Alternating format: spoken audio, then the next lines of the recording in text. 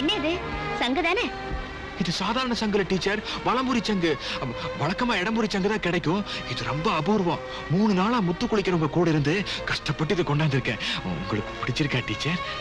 Teacher, குருதட்சணைக்கு இது போதுமா teacher? அது இருக்கட்டும், உனக்கே எப்படி மூச்சு வாங்குது? நான் வாங்குற மூச்சு இருக்கட்டும் டீச்சர். இது விடுற மூச்சு கேளுங்களேன்.